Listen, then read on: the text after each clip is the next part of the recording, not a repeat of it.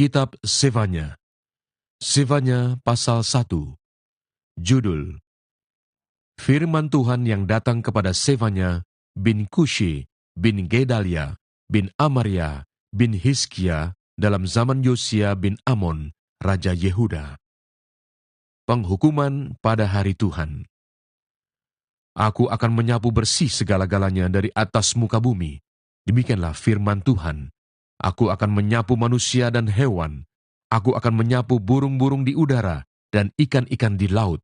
Aku akan merebahkan orang-orang fasik dan akan melenyapkan manusia dari atas muka bumi. Demikianlah firman Tuhan. Aku akan mengacungkan tanganku terhadap Yehuda dan terhadap segenap penduduk Yerusalem. Aku akan melenyapkan dari tempat ini sisa-sisa Baal dan nama para imam berhala. Juga mereka yang sujud menyembah di atas sotoh kepada tentara langit, dan mereka yang menyembah dengan bersumpah setia kepada Tuhan, namun di samping itu bersumpah demi dewa Milkom, serta mereka yang berbalik daripada Tuhan, yang tidak mencari Tuhan dan tidak menanyakan petunjuknya. Berdiam dirilah di hadapan Tuhan Allah, sebab hari Tuhan sudah dekat. Sungguh Tuhan telah menyediakan perjamuan korban dan telah menguduskan para undangannya. Pada hari perjamuan korban Tuhan itu, aku akan menghukum para pemuka, para anak-anak raja, dan semua orang yang memakai pakaian asing. Aku akan menghukum pada hari itu semua orang yang melompati ambang pintu dan memenuhi istana tuan mereka dengan kekerasan dan penipuan. Maka pada hari itu, demikianlah firman Tuhan, akan terdengar teriakan dari pintu gerbang ikan, dan ratapan dari perkampungan baru, dan bunyi keruntuhan hebat dari bukit-bukit. Merataplah, hai penduduk perkampungan lumpang, sebab telah habis segenap kaum pedagang, telah lenyap segenap penimbang perak. Pada waktu itu, aku akan menggeledah Yerusalem dengan memakai obor, dan akan menghukum orang-orang yang telah mengental seperti anggur di atas endapannya, dan yang berkata dalam hatinya, Tuhan tidak berbuat baik dan tidak berbuat jahat. Maka harta kekayaannya akan dirampas, dan rumah-rumahnya akan menjadi sunyi sepi. Apabila mereka mendirikan rumah, mereka tidak akan mendiaminya. Apabila mereka membuat kebun anggur, mereka tidak akan minum anggurnya. Sudah dekat hari Tuhan yang hebat itu. Sudah dekat dan datang dengan cepat sekali. Dengar, hari Tuhan pahit, pahlawan pun akan menangis. Hari kegemasan, hari itu, hari kesusahan dan kesulitan, hari kemusnahan dan pemusnahan, hari kegelapan dan kesuraman, hari berawan dan kelam, hari peniupan sangkakala dan pekik tempur terhadap kota-kota yang berkubu dan terhadap menara penjuru yang tinggi. Aku akan menyusahkan manusia, sehingga mereka berjalan seperti orang buta, sebab mereka telah berdosa kepada Tuhan. Darah mereka akan tercurah seperti debu, dan usus mereka seperti tai. Mereka tidak dapat diselamatkan oleh perak atau emas mereka pada hari kegemasan Tuhan, dan seluruh bumi akan dimakan habis oleh api cemburunya, sebab kebinasaan, malah kebinasaan dahsyat diadakannya terhadap segenap penduduk bumi. Sefanya pasal 2. Seruan untuk bertobat. Bersemangatlah dan berkumpullah, hai bangsa yang acuh tak acuh, sebelum kamu dihalau seperti sekam yang tertiup, sebelum datang ke atasmu murka Tuhan yang bernyala-nyala itu, sebelum datang ke atasmu hari kemurkaan Tuhan. Carilah Tuhan, hai semua orang yang rendah hati di negeri, yang melakukan hukumnya. Carilah keadilan, carilah kerendahan hati, mungkin kamu akan terlindung pada hari kemurkaan Tuhan. Hukuman atas bangsa-bangsa. Sebab Gaza akan ditinggalkan orang, dan Askelon akan menjadi sunyi. Asdod akan dihalau penduduknya pada rembang tengah hari, dan Ekron akan dibongkar bangkirkan. Celakalah kamu, penduduk daerah tepi laut, kamu bangsa Kreti. Terhadap kamulah firman Tuhan ini, hai Kanaan, tanah orang Filistin, aku akan membinasakan engkau, sehingga tidak ada lagi pendudukmu. Daerah tepi laut akan menjadi tempat kediaman bagi gembala-gembala dan kandang berpagar bagi kambing domba. Daerah pinggir laut akan menjadi kepunyaan sisa-sisa kaum Yehuda.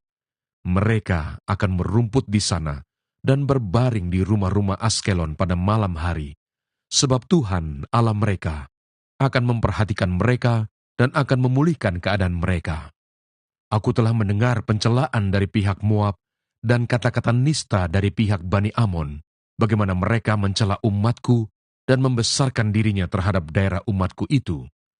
Sebab itu, demi aku yang hidup, demikianlah firman Tuhan semesta alam, Allah Israel, maka Moab akan menjadi seperti Sodom, dan Bani Amon seperti Gomora, yakni menjadi padang jeruju dan tempat penggalian garam, dan tempat sunyi sepi sampai selama-lamanya. Sisa-sisa umatku akan menjarah mereka, dan yang masih tinggal dari bangsaku itu akan memiliki mereka sebagai warisan. Inilah yang menjadi bagian mereka sebagai ganti kecongkakan mereka, sebab mereka telah mencela dan membesarkan diri terhadap umat Tuhan semesta alam.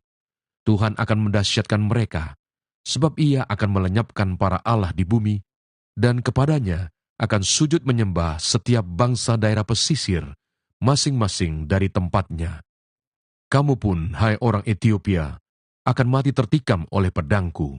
Ia akan mengacungkan tangannya terhadap utara, akan membinasakan Asyur, dan akan membuat Niniwe menjadi tempat yang sunyi sepi, kering seperti padang gurun. Dan di tengah-tengahnya akan berbaring kawanan binatang, yakni segala macam binatang hutan, baik burung undan maupun burung bangau, akan bermalam di hulu tiangnya.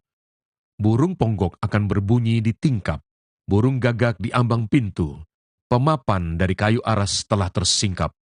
Itulah kota yang beria-ria, yang penduduknya begitu tenteram, dan yang berkata dalam hatinya, hanya ada aku dan tidak ada yang lain. Betapa dia sudah menjadi tempat yang tandus, tempat pembaringan bagi binatang-binatang liar. Setiap orang yang lewat daripadanya akan bersuit dan mengayun-ayunkan tangannya. Sefanya pasal 3. Hukuman atas Yerusalem. Celakalah si pemberontak dan si cemar, hai kota yang penuh penindasan. Ia tidak mau mendengarkan teguran siapapun dan tidak mempedulikan kecaman. Kepada Tuhan ia tidak percaya, dan kepada Allahnya ia tidak menghadap. Para pemukanya di tengah-tengahnya adalah singa yang mengaum. Para hakimnya adalah serigala pada waktu malam yang tidak meninggalkan apapun sampai pagi hari. Para nabinya adalah orang-orang ceroboh dan pengkhianat. Para imamnya menajiskan apa yang kudus, memperkosa hukum Taurat. Tetapi Tuhan adil di tengah-tengahnya, tidak berbuat kelaliman. Pagi demi pagi, ia memberi hukumnya. Itu tidak pernah ketinggalan pada waktu fajar. Tetapi orang lalim tidak kenal malu. Aku telah melenyapkan bangsa-bangsa.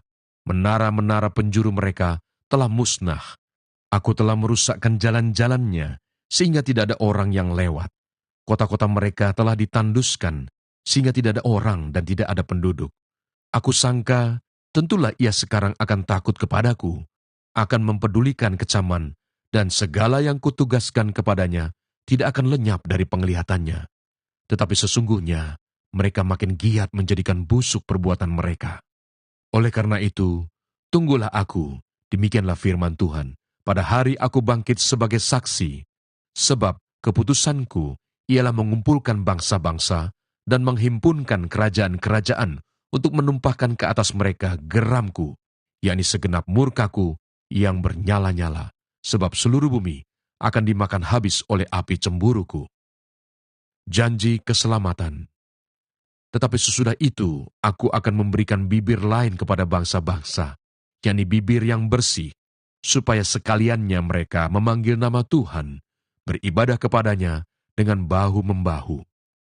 Dari seberang sungai-sungai negeri Etiopia, orang-orang yang memuja aku, yang terserak-serak, akan membawa persembahan kepadaku. Pada hari itu, engkau tidak akan mendapat malu karena segala perbuatan durhaka yang kau lakukan terhadap aku. Sebab pada waktu itu, aku akan menyingkirkan daripadamu orang-orangmu yang ria congkak, dan engkau tidak akan lagi meninggikan dirimu di gunungku yang kudus. Di antaramu akan kubiarkan hidup suatu umat yang rendah hati dan lemah, dan mereka akan mencari perlindungan pada nama Tuhan, yakni sisa Israel itu. Mereka tidak akan melakukan kelaliman atau berbicara bohong. Dalam mulut mereka tidak akan terdapat lidah penipu. Ya, mereka akan seperti domba yang makan rumput dan berbaring dengan tidak ada yang mengganggunya. Bersorak-sorailah, hai putri Sion. Bertempik soraklah, hai Israel. Bersukacitalah dan beria-rialah dengan segenap hati, hai putri Yerusalem.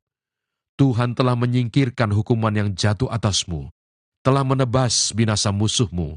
Raja Israel, yakni Tuhan, ada di antaramu. Engkau tidak akan takut kepada malapetaka lagi. Pada hari itu akan dikatakan kepada Yerusalem, janganlah takut, hai Sion.